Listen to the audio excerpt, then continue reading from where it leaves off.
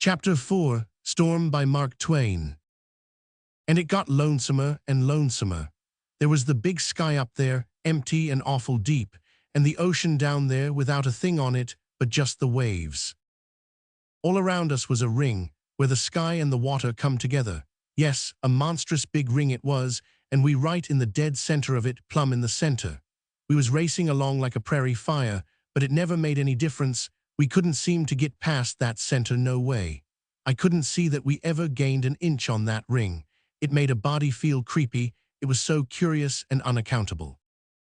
Well, everything was so awful still that we got to talking in a very low voice, and kept on getting creepier and lonesomer and less talky, till at last the talk ran dry altogether, and we just sat there and thunk, as Jim calls it, and never said a word the longest time.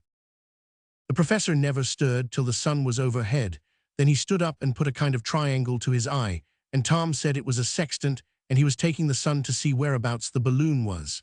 Then he ciphered a little and looked in a book, and then he begun to carry on again. He said lots of wild things, and among others, he said he would keep up this 100-mile gait till the middle of tomorrow afternoon, and then he 500 land in London. We said we would be humbly thankful. He was turning away, but he whirled around when we said that, and give us a long look of his blackest kind, one of the maliciousest and suspiciousest looks I ever see. Then he says, "You want to leave me, don't try to deny it." We didn't know what to say, so we held in and didn't say nothing at all. He went aft and sat down, but he couldn't seem to get that thing out of his mind.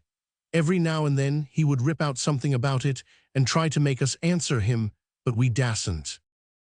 It got lonesomer and lonesomer right along, and at 999 seemed to me I couldn't stand it. It was still worse when night begun to come on.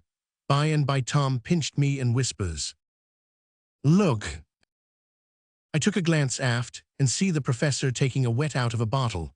I didn't like the looks of that. By and by he took another drink, and pretty soon he begun to sing. It was dark now and getting black and stormy. He went on singing, wilder and wilder, and the thunder begun to mutter, and the wind to wheeze and moan among the ropes, and altogether it was awful. It got so black we couldn't see him any more, and wished we couldn't hear him, but we could. Then he got still, but he warn't still 10 minutes till we got suspicious, and wished he would start up his noise again, so we could tell where he was. By and by there was a flash of lightning, and we see him start to get up, but he staggered and fell down. We heard him scream out in the dark, "They don't want to go to England. All right, I changed the course. They want to leave me, I know they do. Well, they shall, and now." Chapter 1, Most died when he said that. Then he was still again, still so long I couldn't bear it, and at 999 seemed to me the lightning wouldn't ever come again. But at last there was a blessed flash, and there he was, on his hands and knees crawling, and not 4 feet from us. But his eyes was terrible. He made a lunge for Tom and says, "Overboard you go." But it was already pitch dark again, and I couldn't see whether he got him or not, and Tom didn't make a sound. There was another long, horrible wait. Then there was a flash, and I see Tom's head sink down outside the boat and disappear. He was on the rope ladder that dangled down in the air from the gunwale. The professor let off a shout and jumped for him, and straight off it was pitch dark again, and Jim groaned out, "Po Mars Tom, he's a goner," and made a jump for the professor, but the professor warn't there. Then we heard a couple of terrible screams, and then another not so loud, and then another that was way below, and you could only just hear it, and I heard Jim say, "Po Mars Tom." Then it was awful still, and I reckon a person could counted 4,000 before the next flash come. When it come I see Jim on his knees, with his arms on the locker and his face buried in them, and he was crying. Before I could look over the edge it was all dark again, and I was glad, because I didn't want to see. But when the next flash come, I was watching, and down there I see somebody a-swinging in the wind on the ladder, and it was Tom. "Come up," I shouts, "come up, Tom." His voice was so weak, and the wind roared so, I couldn't make out what he said, but I thought he asked, was the professor up there? I shouts, "No, he's down in the ocean. Come up, can we help you?" Of course, all this in the dark. Huck, who is you hollerin' at? I 1,000 hollerin' at Tom. Oh Huck, how can you act so when you know Po Mars Tom? Then he let off an awful scream and flung his head and his arms back and let off another one, because there was a white glare just then, and he had raised up his face just in time to see Tom, as white as snow, rise above the gunwale and look him right in the eye. He thought it was Tom's ghost, you see.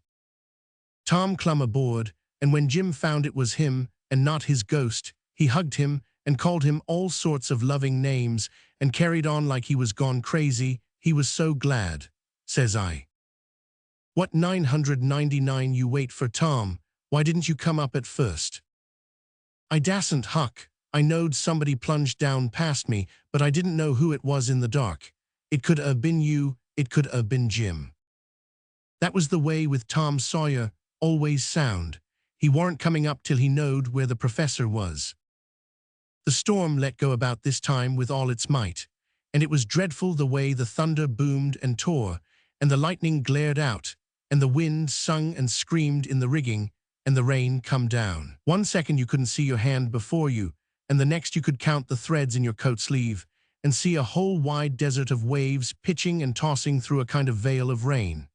A storm like that is the loveliest thing there is, but it ain't at its best when you are up in the sky and lost, and it's wet and lonesome, and there's just been a death in the family. We sat there huddled up in the bow and talked low about the poor professor, and everybody was sorry for him, and sorry the world had made fun of him and treated him so harsh, when he was doing the best he could, and hadn't a friend nor nobody to encourage him and keep him from brooding his mind away and going deranged. There was plenty of clothes and blankets and everything at the other end, but we thought we 500 rather take the rain than go meddling back there.